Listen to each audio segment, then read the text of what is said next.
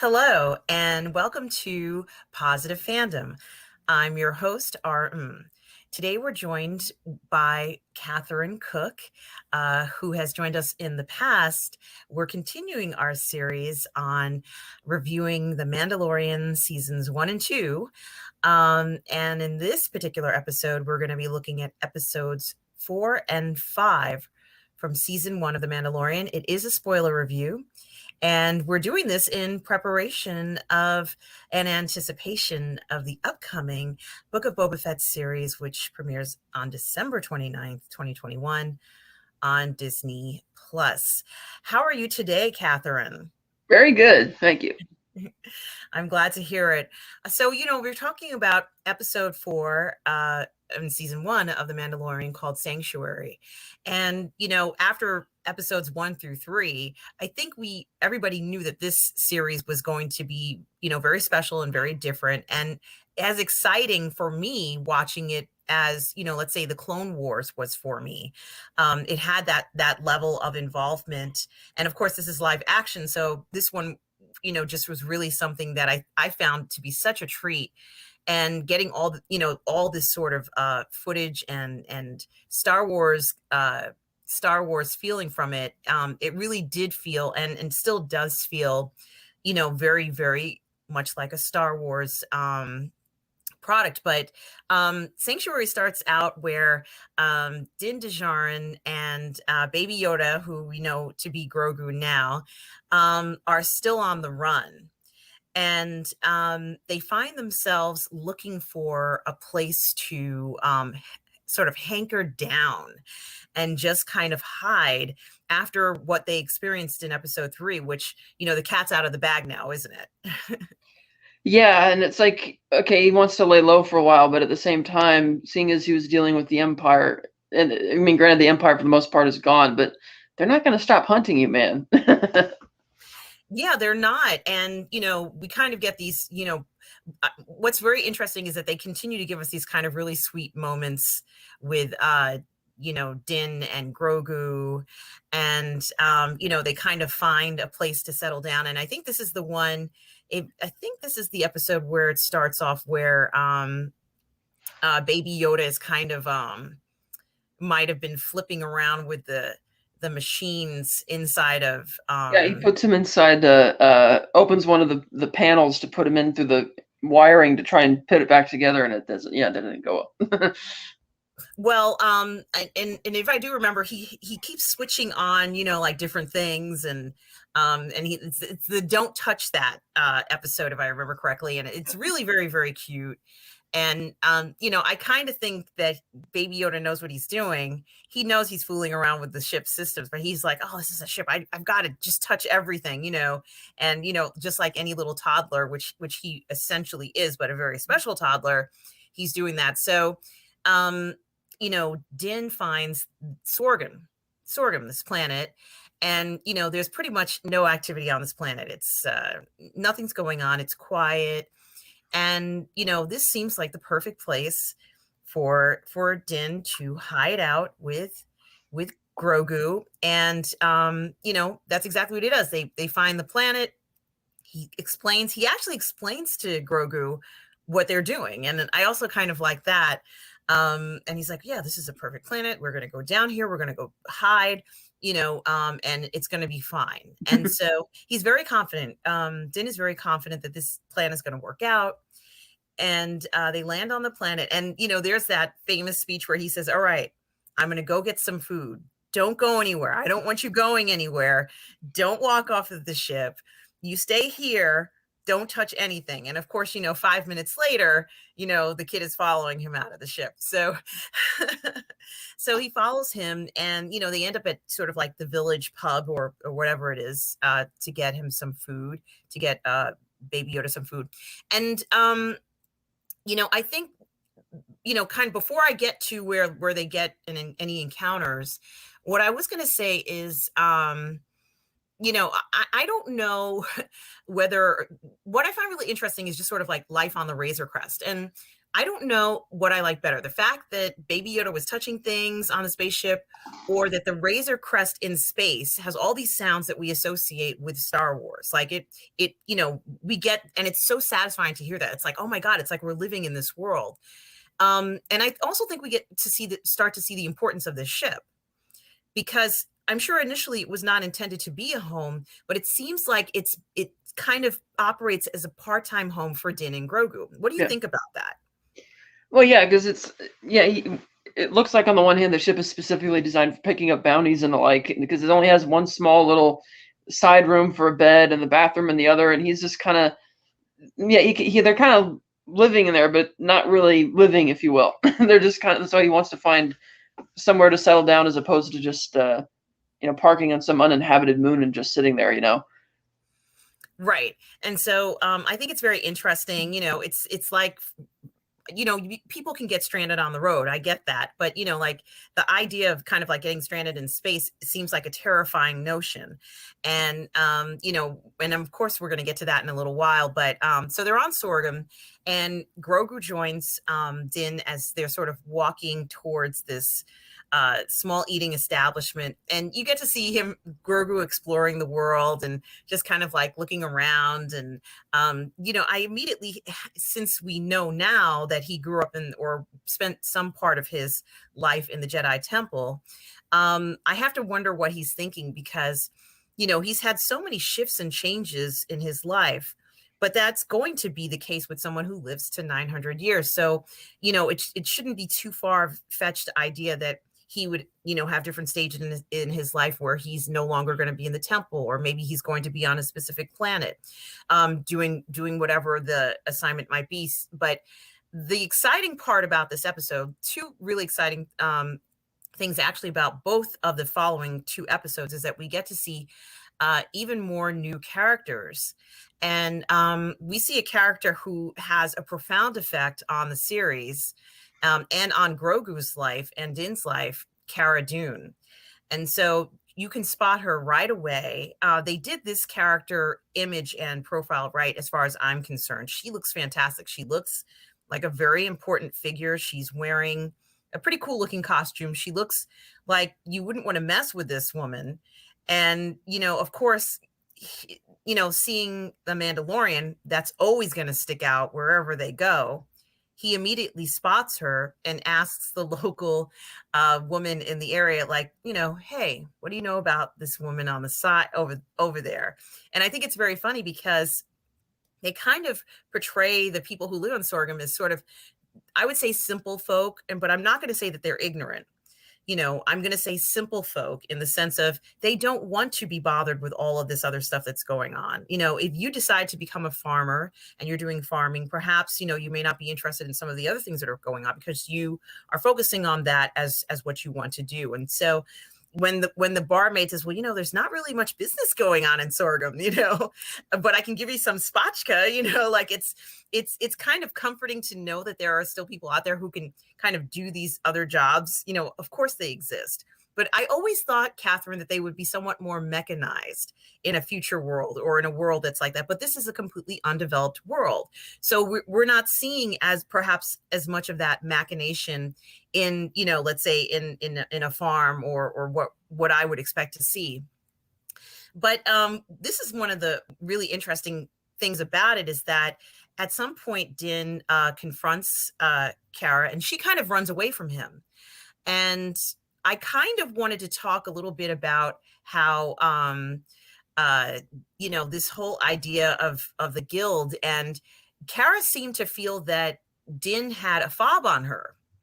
Now, do we know why Cara has a fob on her, and why people are looking for Cara? She's a rebel shock trooper from the Battle of Endor, and the Empire has a presence there. And so she's just kind of automatic, because she's hiding out there too. Because when he finally does confront her, and they have their short little fight, and she's like, yeah, well, we can't stay, this town's not big enough for the two of us, type thing. Which it is, but okay, whatever. And he decides to cave to that, and decides that, okay, we're gonna leave. And little Grogu, of course, just sitting there eating his soup and watching them, fight and fight it out. And he's like, yeah, we're gonna leave. And she's just kind of fine with that. And even though that confirms for her that he's not after her, she still wants him to leave. Uh, Mhm. which is interesting because it's like if he wanted to take you, he would have done it already. And so maybe you could befriend this person. It's like, why do you care? But no, she's still kind of aggressive, just get out of here type of thing. And I do have to ask this question to you, Catherine, and just to get your opinion. And I honestly don't even know what to make of it in the sense of looking at these two very experienced fighters. She's fought against the Empire. Like it was a tough battle. But Din, I'm not quite sure what he's done in the past 20 years, other than to say that he is a bounty hunter, he's traveled the galaxy, kept his nose down, under the radar, the way his clan has been. Who do you think has more fighting experience? And, I mean, are they equally matched, or what are your thoughts? That could be. I would think that Din Djarin is far more trained and better than her because, like he says in 2 episodes ago, that weapons are my religion, and so they've been training to be like this warrior sect for their whole lives. Whereas, I mean, yeah, Kara, given her age, she's probably been in the fight with the Rebel Alliance for a long time. But okay, she does a little bit of the MMA thing and has a pulse rifle. But I have a feeling that we've seen Din Djarin has all sorts of skills when it comes to combat. Certainly. And we also do know that Din is so much more prepared than Kara, at least from what we can see. He has his own ship. He has weapons. He has some connections with his clan, let's say. And I imagine that she may not have the same resources that he has. And perhaps if she had those resources, and had, let's say, a crew of her own, she could kind of, operate or perhaps best him. But at a moment of weakness, which this was, because she ran from him. She knew he was going to confront her. As she said, I thought you had a fob on me, and, I knew I had to fight back. She's pretty much just has a backpack, and like you said, the pulse rifle, and that's it. So, she's really kind of getting by on this, but Din is aware that she doesn't have anything, that she doesn't have these resources. So when the villagers approach Din, and they say, "You're a Mandalorian, aren't you?" I knew it, like it must have been so exciting for them, as exciting it is for us to see someone dressed up as a Mandalorian. It must have been equally exciting for these villagers to see, a real life Mandalorian. And, once they ask for his help, and Din ends up accepting it because it's in a remote area, he approaches Kara, knowing very well that, she doesn't have anything because she's sleeping out in the woods. But was there another reason other than just to help the villagers that he may have been trying to gain her favor? Oh, because he knows that he's being hunted, so he needs the extra helping hands. And oh, she's a rebel shock trooper, and he could see that because he saw her tattoo and her insignias. Uh, and they did eventually stop trying to kill each other, so it's not like they completely hate each other. So yeah, he accepts the deal because not so much I think because he wants to help the villagers, because one, it's a place to hide, and two, it gives him the money that he needs to buy Cara Dune's trust. Like literally, he's buying her trust in that instance. Hmm. He certainly is, and he can kind of see, and it's not that I feel sorry for her character, but it is kind of like she's sleeping out in the woods, and she's got a backpack next to her with her gun, right? Her gun is at the ready, and he knows exactly where to find her because he would do the same thing if he were in that situation. So she joins on, and the villagers take the three of them, Baby Yoda, Din and Kara, to their village. And, it's like this tranquil, beautiful place where they harvest these really pretty teal green or cool looking teal blue krill. And they're krill farmers, and they make spatchka, and like it's just this idyllic kind of life. And of course they're being terrorized by these baddies who are in town, and excuse me, in the area. And they've got there's this remnant from the Empire, is that they have this ATST walker, and they're using it to terrorize the villagers. And the villagers are like, we don't know what to do. But kind of looking at the fact that, they enlist the villagers' help to kind of fight back. And it's good that they did this. I think it's very interesting. I liked that they picked a night scene to show to kind of like attack.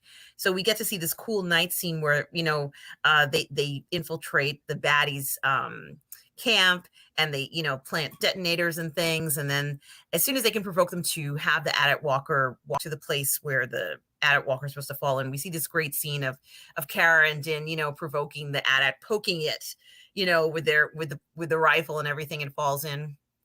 And so once they kind of defeat that, we're still kind of like left with the question as to where is Din going to go, because it's with the assumption that Kara is going to possibly stay there, or she's going to go wherever she's going to go.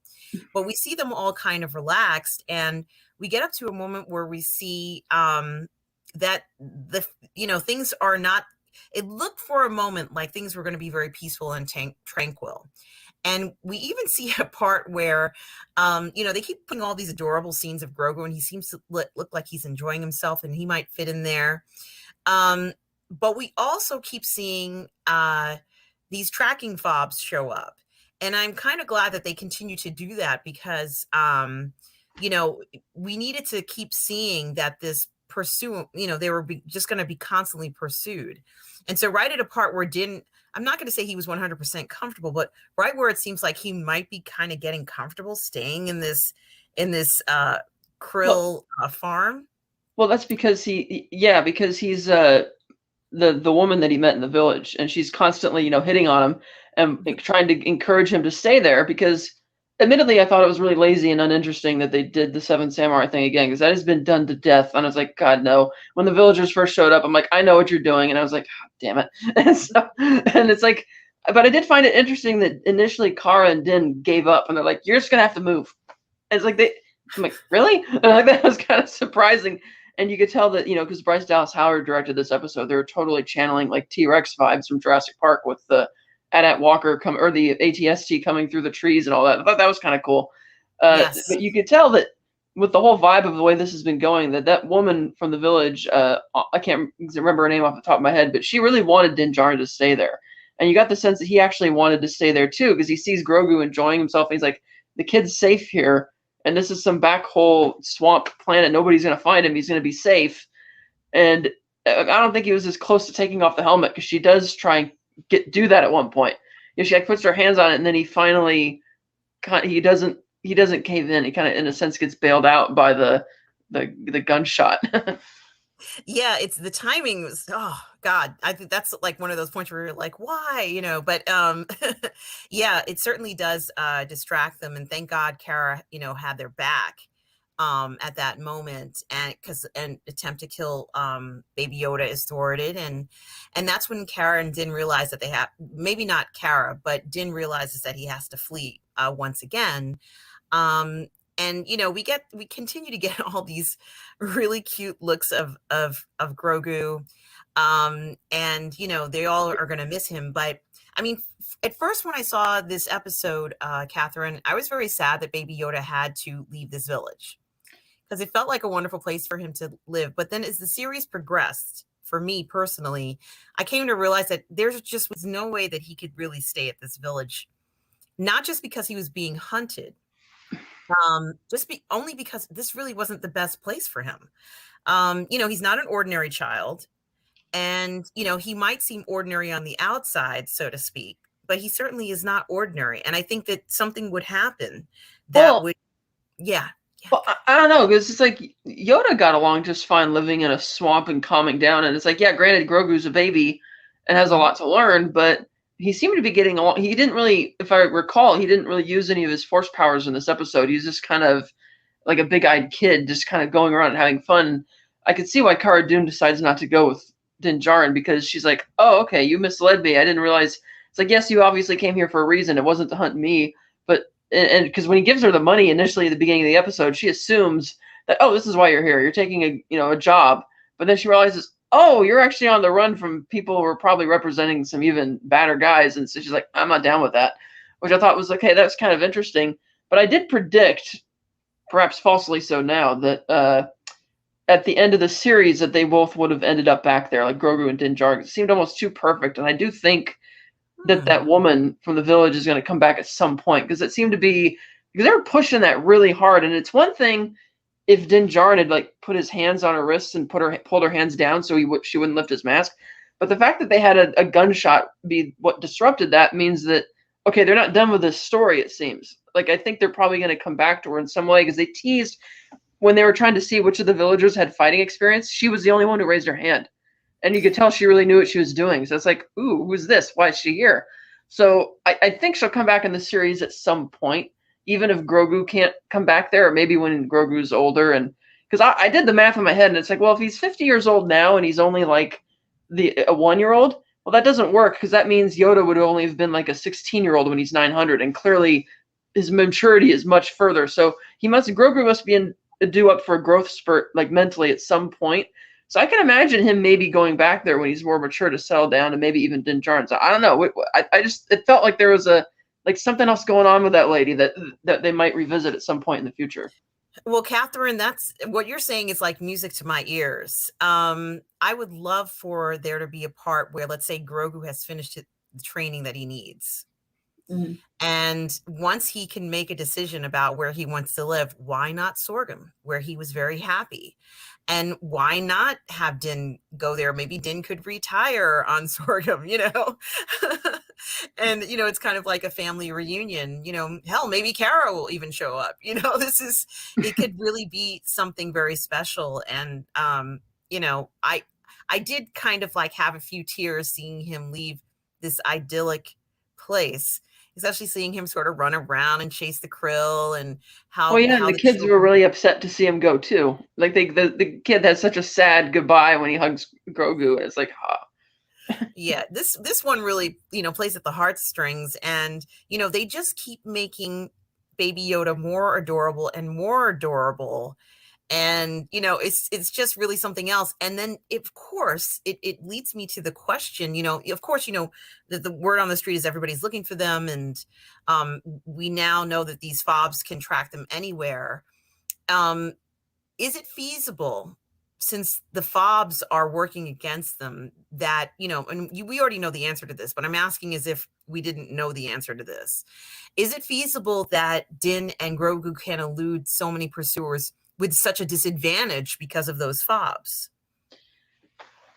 No, because it seems like, well, if you can't be safe here, then because they never really clarified exactly how the fobs work or what it's honing in on. It's like, is it a DNA signal or what is it, and what's the range on it? Because I mean, yes, admittedly, in the beginning of the next episode, he's in a dogfight, but the fact that you got the sense that I can't. They mentioned at the end of the 4th episode that they had been lying low for, he says, weeks had passed since the big skirmish with the Marauders. So if you're there it took the bounty hunters several weeks to track them there, which makes me think that the fobs have a reasonably short range. Like, you have to go out of your way to find out where they are. But given the sheer amount of bounty hunters who had fobs that we saw at the end of the 3rd episode in the diner, when Grief Karga's sitting there and he sees all these fobs going off, it's like, well, it really seems that nowhere is safe because you don't know what the backgrounds of all these bounty hunters are. They're probably familiar with all sorts of corners of the galaxy. So, which is ultimately why he left and realizes he has to do something, even though admittedly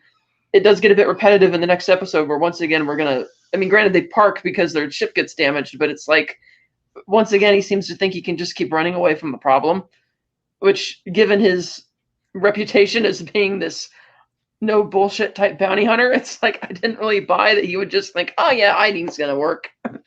And that, you make a good point, and I definitely agree with what you said. And another question that I have for you is that, of course, in the episode, and we may have said this already, I don't remember if we did, Din actually plays around with the idea of leaving Grogu there with the widower, and she's gracious. She's like, I will raise him as my own. Of course, he's like the cutest little thing.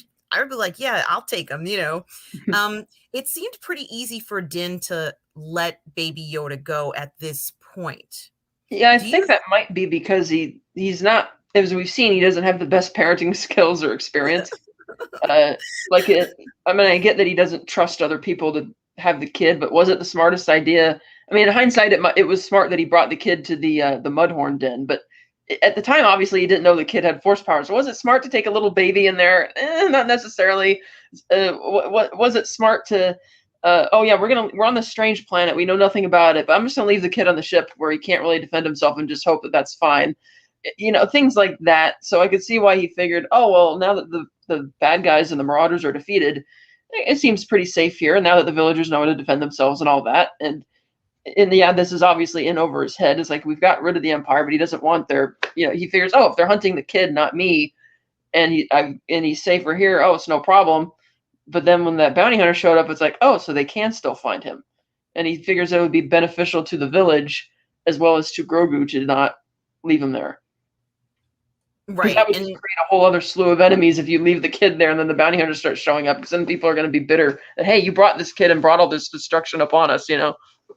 And so what I find fascinating about this particular scenario or this question is, and if we actually know the answer to this question already, but I'm going to ask it anyway. Do you think that that Din will have difficulty relinquishing Baby Yoda in the future?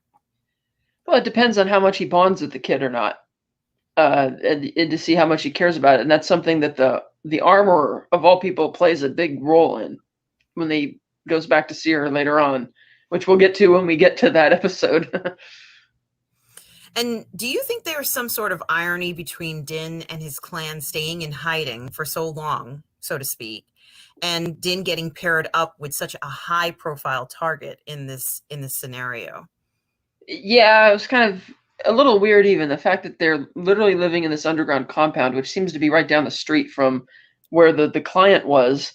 And even though, as we'll find out later in season 2, that the client and his people have a whole facility nearby, it's still relatively small enough that that clan of Mandalorians could have taken them all out, you know.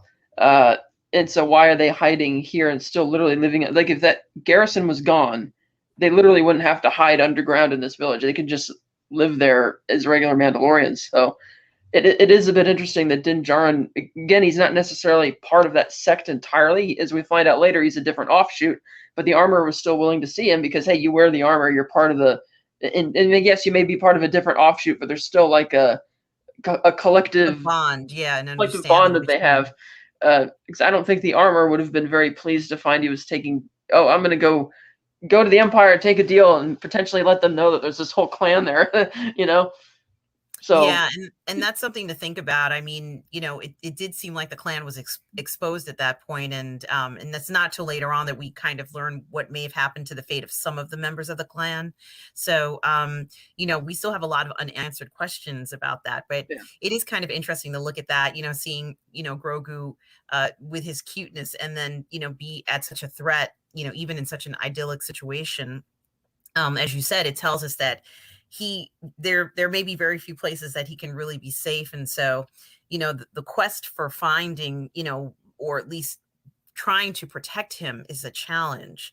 And we can see that as the second episode 5 starts out, where they're right in the middle of a firefight. Yeah, they've been found again by the tracking fob, and he warns the guy to get off his tail, and he's being arrogant. He's not going to listen. But of course, even though the Razor Crest gets damaged, he ends up having the last laugh, as it were, taking the guy out. But then he's forced to land at Mos Eisley, and you have that same framed shot of when Luke and Obi-Wan were on the cliffside looking at Mos Eisley, and you see the Razor Crest flying, and it's like, oh, it's awesome. And I really liked how they portrayed Mos Eisley here, because you could see that in the aftermath of the Empire's fall, it is no longer the bustling spaceport that it used to be, because the appeal of Mos Eisley was twofold. One, it's because the Empire doesn't have jurisdiction there; it's a safe hideout for people. And two, you had the protection of Jabba and his whole criminal empire, which has since collapsed. Both the Empire and Jabba's empire collapsing in the space of a few days. So it makes sense that this has now become a ghost town. And you see, the old stormtrooper helmets left behind, and it feels like even when Din Djarin goes to visit the local cantina, that it's not very populous. It's like everything. It's like, wow, there's nobody, or there's not much really going on there. But when or no, actually, that's a canteen in a neighboring village. Never mind. But he's walking down the street, and you could tell that this is not the place that we remember it as from the original trilogy. And we can definitely tell there's something off, mainly because, am I incorrect in saying that in the original, or let's say in Star Wars, episode, what is it, 4, when they go into the cantina, droids are not allowed, Catherine? That's right. Yeah, that's right. The droids aren't allowed, and That's right. He does go to that cantina. I forgot. Yeah, he does go to the classic cantina, but the droids are now serving there because with the Clone Wars being over, I imagined and long in the rearview mirror now by 28 years that excluding Din Djarin and his issue with droids that he still has because of his upbringing, uh, the rest of the people probably don't care anymore because they're so far removed from the Clone Wars and the Empire being so much worse that's like, who cares?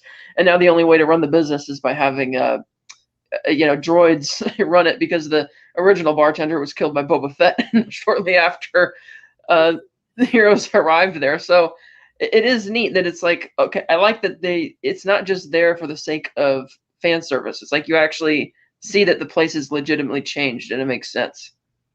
Yeah, and just like you, when I saw, when he approached the planet and you could hear, "This is Moss Eisley," it was like, ah! Like you get that excitement of, "Oh my God, we're going to Moss Eisley." And, I think it's very interesting to see it in this state. We didn't hear the cool cantina music. Something was different. Um, when Din lands, he goes into, a dry dock for repairs. And this is the first, we saw that the Razor Crest is damaged from the fight. He gets this lady named Pele who agrees to work on the Razor Crest, but it has to be under the condition that no droids are used, which seems like a very demanding request for someone who's sort of like, the Razor Crest was not on its last leg, but it's kind of a demanding request considering how much work might be needed to repair the crest. And therefore, Pele is not that enthused about Din's choices. And as you said, Din has no choice but to talk to this droid because he's the bartender, and he can't seem to find. The bartender assumes that Din is in the guild, and Din says something about, "Well, I'm not really looking for a guild job. Din just wants any kind of job."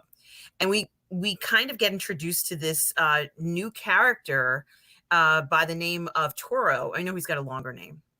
Toro And Calican. say again? Toro Calican. Yes. And Toro is is this kind of like very naive, inexperienced kid who wants to become a bounty hunter. And he has I'm not going to say he doesn't have connections, but it seems like he has no real support. And he's on his own, and he's actually hanging out there to find someone to help him work on a bounty puck.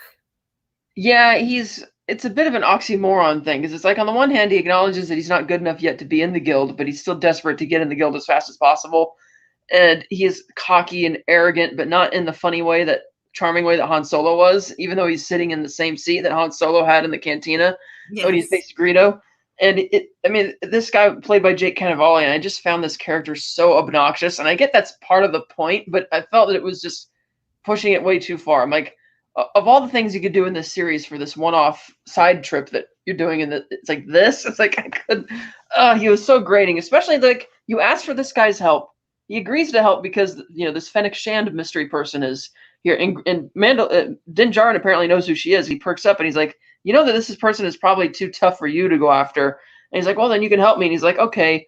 And the first thing the kid does is he smashes the tracking fob for Fennec, and he's like, well, it doesn't matter. I know where she is. And it's like, wait, you just asked for this guy's help, and you're already doing being a real jerk. And it's like, I can't. It's just too grating throughout the whole thing.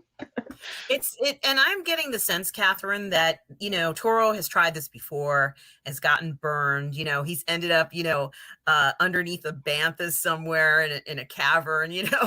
Having to walk back to Moss Eisley for like a week or something. He doesn't want to end up in a situation where we know he's been burned a few times, and he seems very cocky, but he really doesn't know anything or understand anything. And someone's probably stolen a fob or two from him before, so he's been taken advantage of, and he doesn't want to be taken advantage of in this case. And he knows very well that Din could just, do away with him at any moment. But he's like a trying puppy with an adult dog, where they'll tap, a bigger dog, and the dog kind of just push him away, Yeah. just a little bit when they start to annoy them. And, Din is a good sport about all this, and he tries to help Toro, but it's falling on deaf ears, isn't it? Yeah, like they go out into the desert, and they actually have a really, well. First, he goes back to the docking bay, and there was Yes. this funny scene there while Din was Yes. away that Pele discovers that there's something on board the Razor Crest, and she's first afraid. She gets out her gun, and then she sees that it's just little Grogu who's figured out how to open the door, and she's like, "Oh my God, how can you be left here all alone?" And And starts he feeding goes, him, and "Upsies, upsies." yeah, upsies, and then and so when Din gets back to the hangar, because he tells Toro, "Meet me here," later in the day or whatever. He gets back, and first Din is really aggressive that she's got the kid and all that. She's like, "Quiet! You're gonna wake him up. I just got him to sleep." And she criticizes him for, "Oh, you leave a baby inside. How could you do that?" And she's right, and so it's like, okay, more evidence that Din isn't necessarily the most. Yes, he's the most qualified to protect the baby from other external threats, but not necessarily the best to be raising the baby. And you can tell that some of her advice kind of rubs off on him, which helps. And so he's like, "Oh, I'll pay you. Take care of the kid." She's like, "Okay, I'll take care of the kid. I'll pay you whatever." And so he goes outside, and they see that Toro has shown up, and he's brought these two swoop bikes. Yes, And and before we get to the super arts, I want to ask you this question, Catherine. mhm. Din has seen other children where he lives with all of the other Mandalorians, where the clan was. Was it a lapse in judgment, or did he think he could just trust Pele?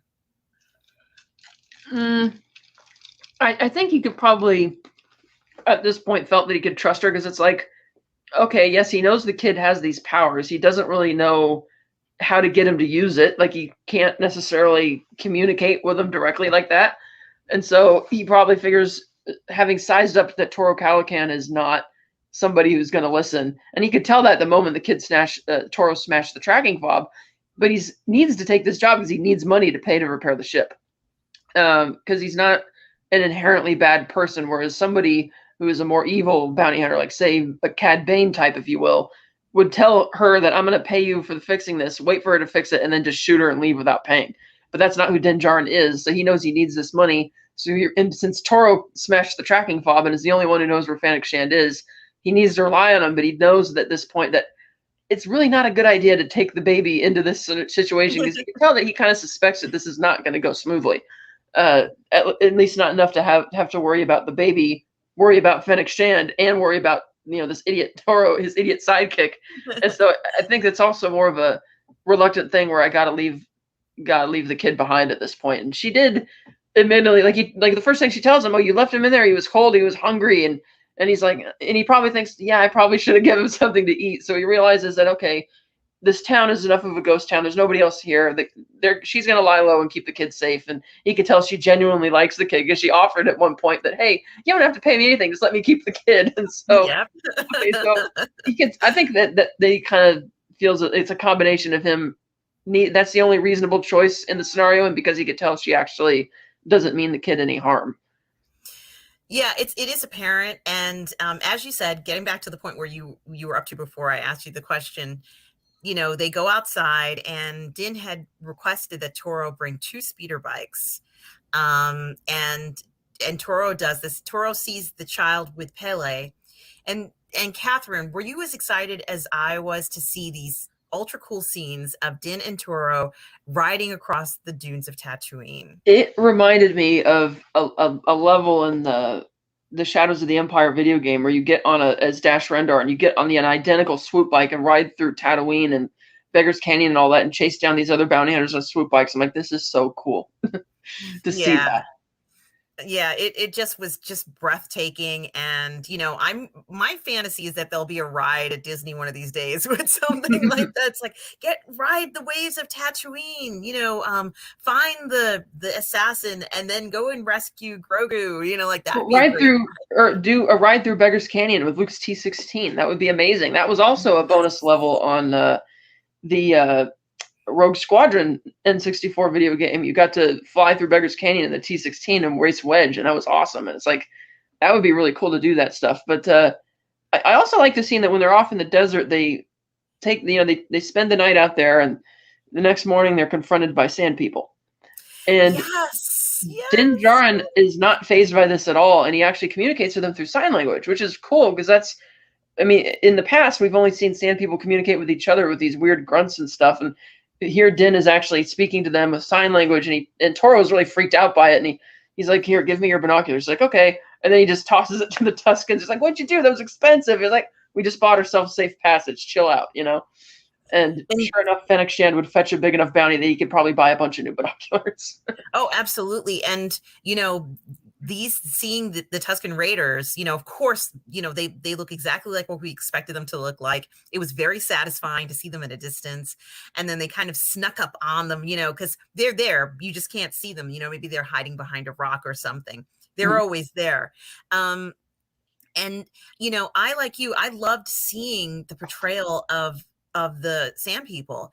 And I liked this portrayal of them. I think that we haven't seen everything about them. Now, I know there are some purists out there who talk about what's important to the Sand People, and I would totally respect that. I get that. And in the books it does say certain things about how their culture is and how they revere the banthas and everything else. But I really did like this introduction in this series to the Tuscan Raiders. And I loved how Din, kind of like treated them like like they deserve to be treated, so to speak, because there was some rhetoric from Toro about how, oh yeah, these people, they think they can just come in here, and he's like, well, according to them, we're the trespassers, or we're the invaders or whatever.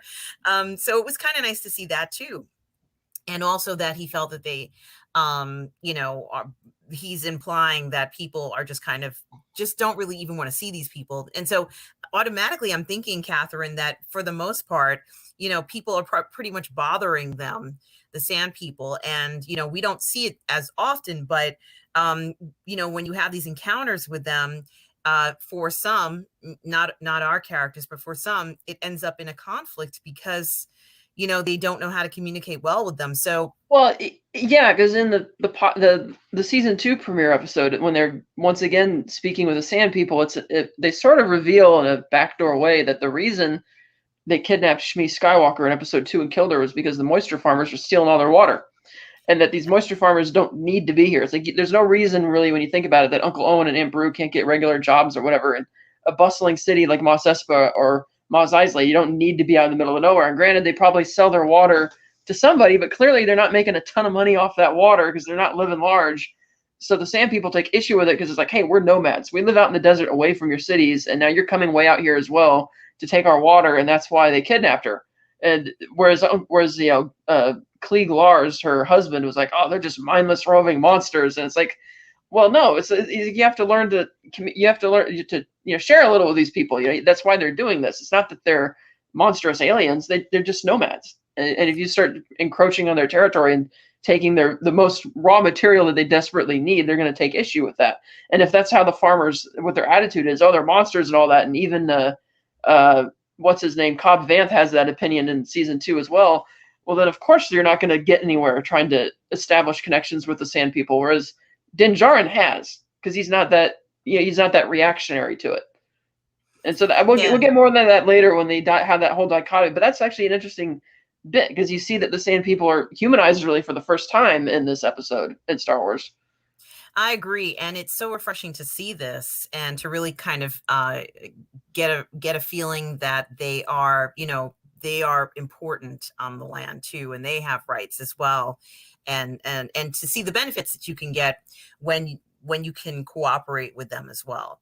So, and of course, after they get the safe passage through the sands of Tatooine from the Tuscan Raiders, we get to the point where let's say Toro, I guess, reveals exactly where the location is, and he and Din are reach a point where they see a bantha and a rider that's fallen from the bantha.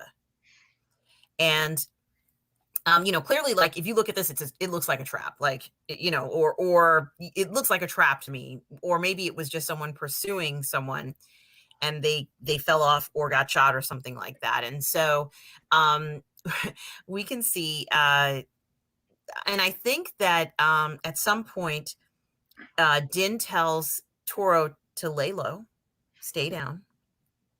He walks over to the rider who's fallen off of the bantha and looks at him, and he's like, oh, it's another bounty hunter. And of course, and I may not be saying this exactly in the right order, Catherine, but we see this great shot of where Din suddenly realizes that someone has shot this guy, and they're out in the distance, and he's right at the point where they were shot, and perhaps he might be a target now because he's out in the open, and he starts to run, and we see him get hit. We see Din get hit, and then we see this great scene where we can see the shooter looking through the viewfinder, and you can see Din's, let's say, a heat signature or whatever you want to call it on the viewfinder. And then we also get it the first time, our first view of Fennec Shand holding that rifle towards the two of them. Yeah, and that's where he realizes that because there's the tracking fob here, and it's like, okay, they're either after her or they're after the kid. But he's like, yes, it is a trap. In a sense, it's like a repeat of what happened at the village in the last episode, where once again, like Cara Dune thought he was there to get her, and now Fennec Shand thinks the same thing, which except this time it's true. And so she tries to take her shots, and because Toro doesn't have his binoculars anymore, he wasn't able to spot it. And so Din, tries to make his way back, and they decide that they're just going to wait on the ridge till nightfall. We'll move in then when it's safer. And Toro initially is very hesitant about that. He's like, oh, it's like we're staying till nightfall. It's like, okay. And so nightfall comes, and they decide that they're going to get on their swoop bikes and go carefully across and they do that. And Fennec Shand starts firing a combination of flares and her blaster rifle to try and illuminate the area and take them out. And I believe she did destroy one of the swoop bikes in the process. Certainly did, yes. Mm-hmm. Yes, she did, but they end up getting the upper hand when they catch up with her. They tie her up, and strangely, they never explain why she's supposedly here to rendezvous with somebody. We don't know who. We have yet to find out who she was supposed to rendezvous with, at least not for sure, depending on how you look at it. And so they decide that, okay, we're just going to tie you up and take you back, and so and I didn't admittedly understand why they couldn't just walk back. It's like, okay, you could just either do one of a couple things. You could tie her to the back of the swoop bike and have one person on the bike and the other person walking, or you could, and then just both go together to the bantha to get, because then the other swoop bike is destroyed and they need transportation. But instead, Din Djarin does something which is admittedly a little dumb. He's like, I'm going to leave Toro here, knowing he's not very qualified, not very good. I'm going to leave him here to guard Fennec Shand, and I'm going to go on foot to go and get the bantha. Yeah. Yeah, that was pretty dumb. And sure enough, no sooner than he leaves, she convinces Toro that, Din is, there's a bounty out for him as he betrayed the guild and blah, blah, blah. And initially he's smart, surprisingly, because he doesn't believe this and he thinks she's just BSing him. But then when she mentions the thing about the kid, and she doesn't specifically mention like Grogu by name or by his species, but Toro surprisingly was smart enough to put two and two together and realize she's telling the truth. And he actually kills her. And at first I thought when you untied her we think he's killed her, but at first when he untied her, I thought, oh God, you are really dumb. And she thinks the same thing, but then he shoots her. And I thought, wow, he's actually smart for a change. And then takes off on the swoop bike, leaving Din to show up. And you can just imagine his expression under the mask. Like, God damn it, But he didn't check to see it. I guess he just assumed that Fennec was dead. And the audience kind of assumed that too. And then off we go back to Mos Eisley. What's interesting about it is I think that in regards to Fennec trying to parlay her way out of this, talking about, well, if you get the Mando in there, you're going to be legendary. And she knew exactly what Toro was trying to gain. He wanted street cred. Right. He just wanted to be able to go someplace and have somebody, even talk to him. That he's probably somewhat of a lonely figure who no one wanted to apprehend Fennec Shand because she was so dangerous. That's why he got the fob. No one wants that job. It's like, I don't think Din would have taken that job. But Din, without his flashbangs, at least, or whatever those were, they wouldn't have been able to successfully apprehend her. And it could have only been done at night because maybe, with the brightness of the sun and Tatooine, the flashbang wouldn't have the same effect.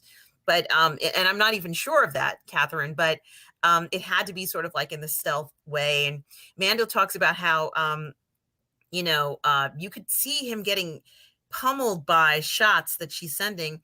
And he does that. It hit me in the Beskar. And we saw that in one of the episodes where Grief had the ingot of Beskar.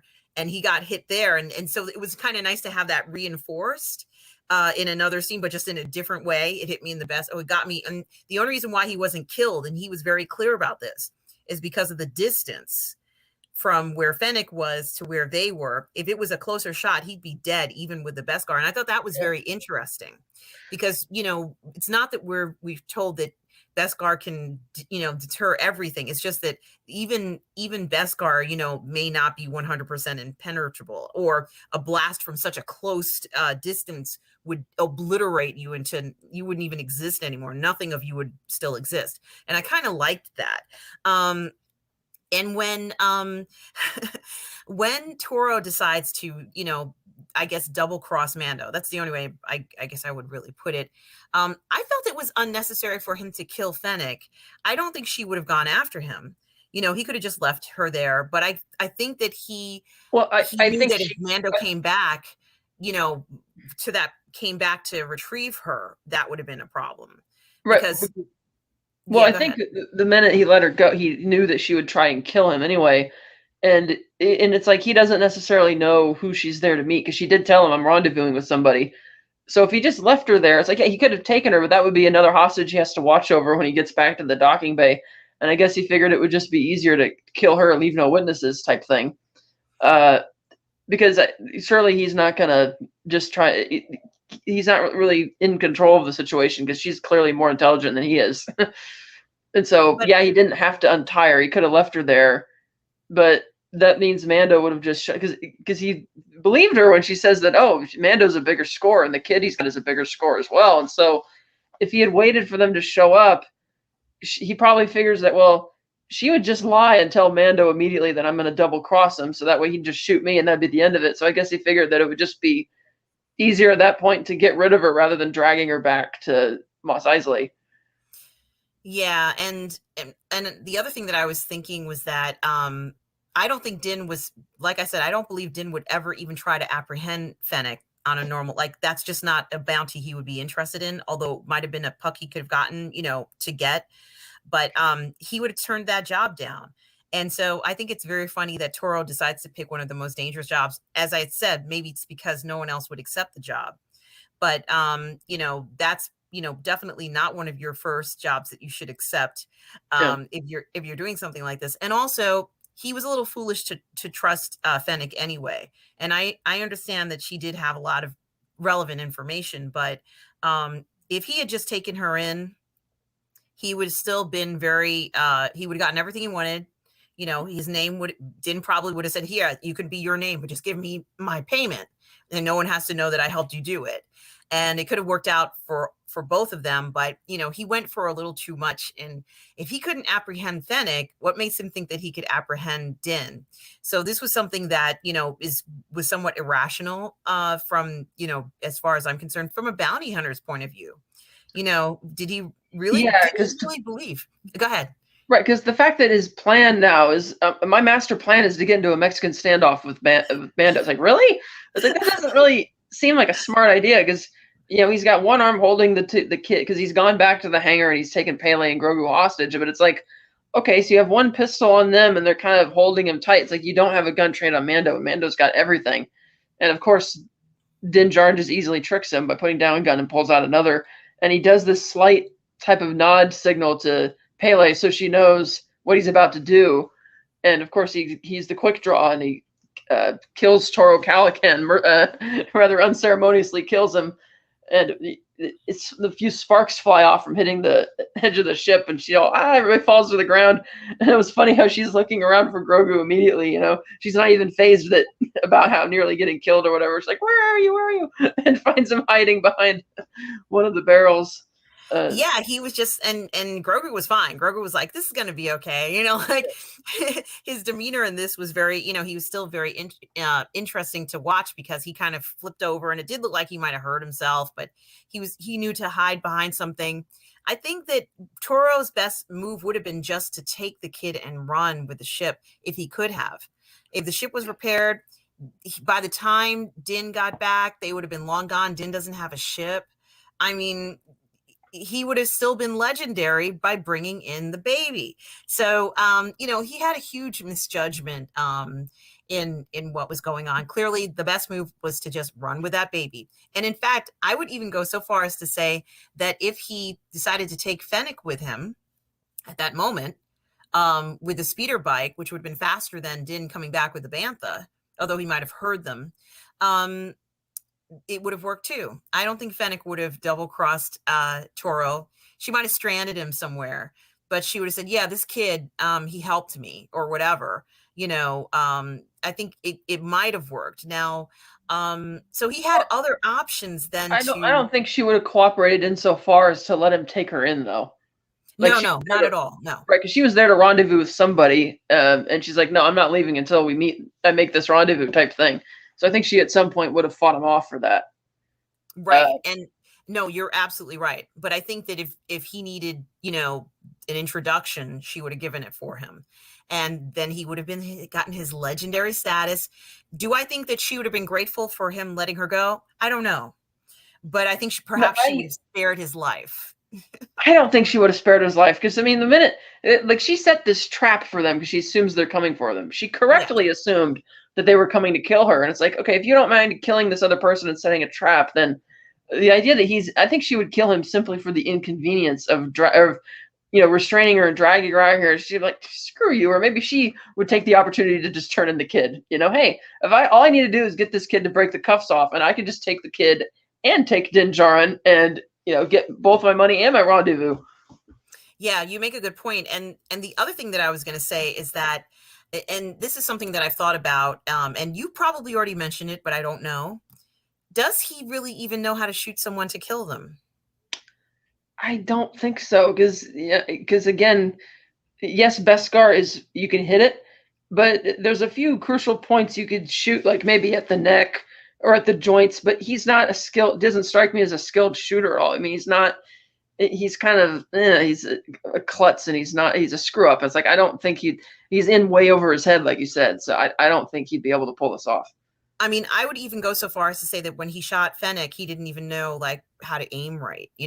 Let's just say, handling even a small a pistol might be something that was too much for him. So, I think he was gonna end up, in a bad situation, and it's unfortunate. But and so, Grogu and Din leave the planet, and Pele is clearly, attached Right. to Yeah, to that the was really baby. funny. And I like how Pele made the point when after they got out of that situation that hey, no droids, because the droids tried to come back and work on the ship, and he was kind of grateful that she said that, and she's like, oh, I guess you don't. I guess that means your job has just gone away, and I get no money for it, and then he just pulled out, he's like, well, this cover it because he gets the rest of the funds that they got from where did he steal those again? He stole them from She uh stole them from Toro, right? yeah, he stole them from Toro. Yeah, so he gave him like, hey, well, this cover it. She's like, yeah, she's like she doesn't want to let on that. Well, this is going to cover it like probably 10 times. Uh,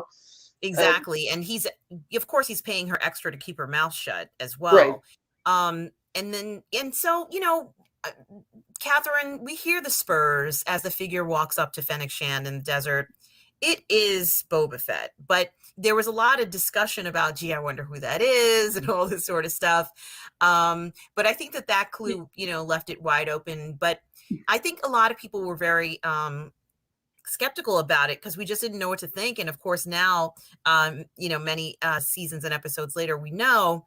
But what did you think about this intro to Fennec and, to Boba in a post Empire Star Wars? Yeah, I wasn't sure that it was Boba Fett the first time I saw it because I'm like, okay, it's been 5 years. Would he still be on Tatooine? Number one. Number two, why doesn't he have his armor with him? Number three, is he there because he was the person she was going to rendezvous with, or is he there? Maybe he has his own tracking fob and is a member of the guild now. Or maybe it was just somebody else. I wasn't exactly sure. I mean, obviously they had a dramatic, cut, and because I knew that the reason this series existed is because at the time they were just taking a mulligan on doing the Boba Fett movie. It's like, oh well, we can't agree on if it should be a movie or a series, and fans might be upset if we do one thing or another with the character. Oh, we'll just have it be, a new or Mandalorian and still be, the badass bounty hunter thing. And so I didn't think they were going to bring him into the series. And so combining all of that collectively, I wasn't sure that it was Boba Fett at the time.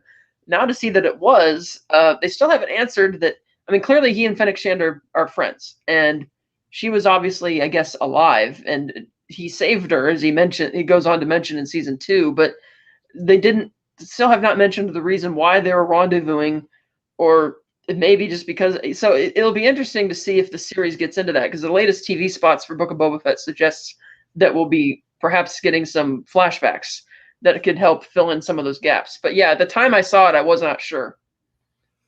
Yes, and so I really loved this particular episode. I actually liked it better than the one before, but I really liked this, obviously, because we get introduced to Fennec Shand, and then the excitement of Boba Fett at the end of the episode with the clanking shoes as he approaches Fennec.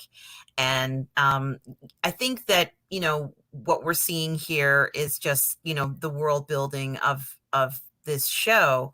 But clearly now we know that it was a setup for the series that you and I are leading up to, reviewing this, and then leading up to the Book of Boba Fett that's coming up. So it's going to be very interesting. And I think that, knowing now that Boba has been on that planet for so long and has been watching and understanding and learning the underworld enterprises, and he knew it already, but let's just say he knows like every single detail.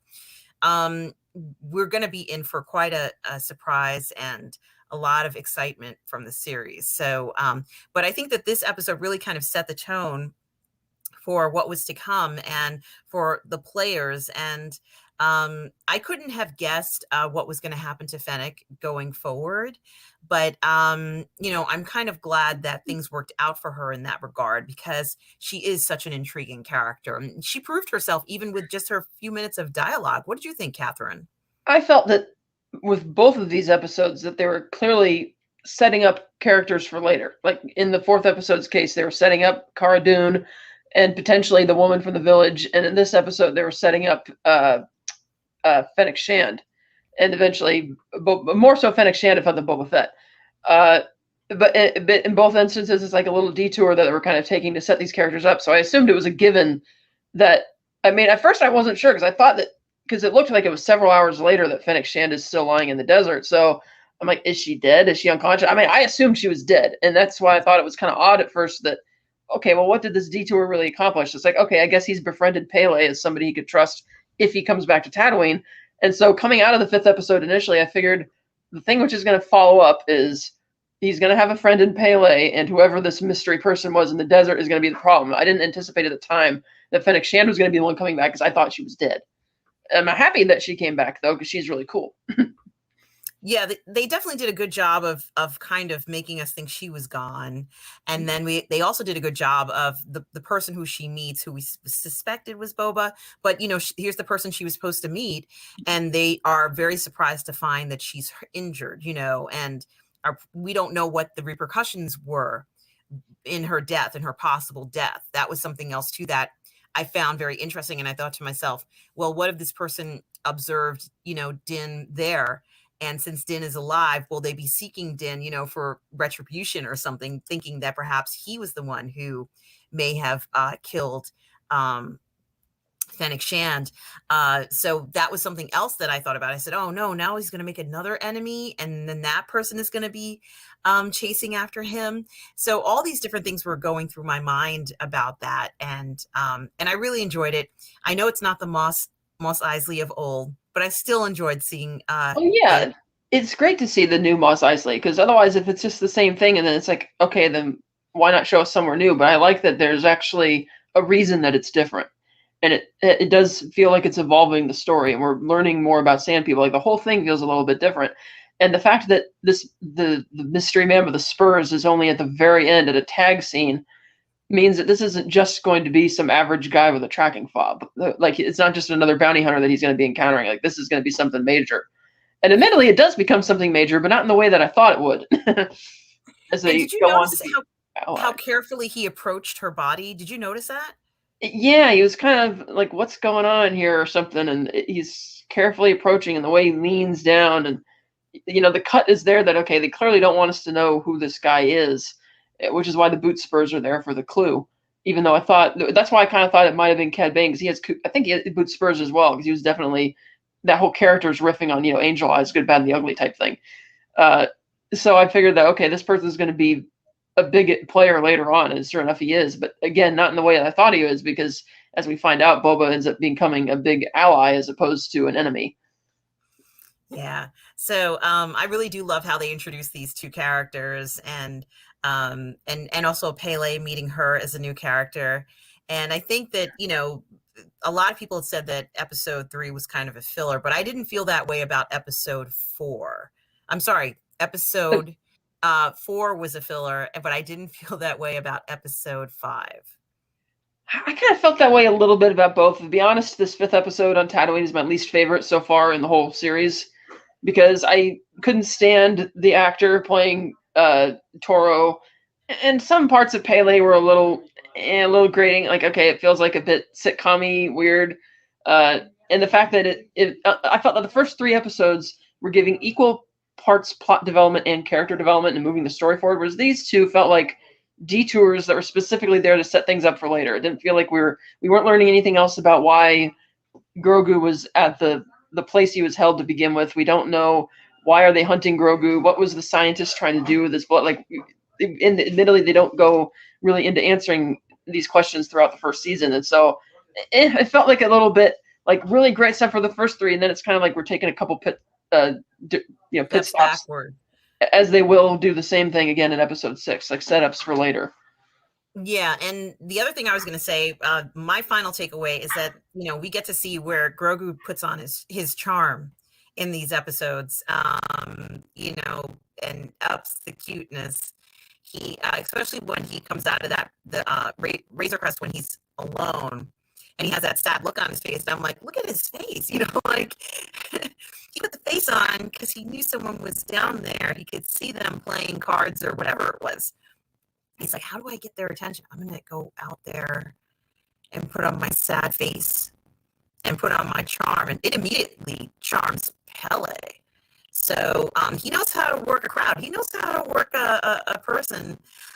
He knows what he's doing. So, I kind of enjoyed that. And it did show a little bit about his personality, I think. Because at the end, he gets that playful where he's hiding, from her and kind of like playing. It's not peekaboo, but he's kind of like, come and get me, And so I thought, he's a little bit more, he has a little bit more to him than meets the eye that he hasn't shown us. So, so I kind of like to see some other sides to him as well. But any last thoughts on episodes? No, I think we pretty much covered it for these two. But then we will definitely be getting into it in the future. Absolutely, and I agree. And I did want to thank you again, Catherine, for joining me today. And where can we find you, Catherine? You can find me at Slice Night at Twitter and Instagram. You can find me Wednesday nights on the Phantasmagorium channel, YouTube channel that is hosting Martinis, Gadgets, and Guns. Wonderful. And we certainly will be looking for you there. And everybody who's watching this episode, thank you so much for watching the episode with us as we discussed episodes 4 and 5 of season 1 of The Mandalorian. And we will be continuing this series looking at all of the episodes from seasons 1 and 2 of The Mandalorian leading up to the premiere of the Book of Boba Fett, which drops on December 29th on Disney Plus. And I do want to thank you all for watching. And of course, remember, be kind.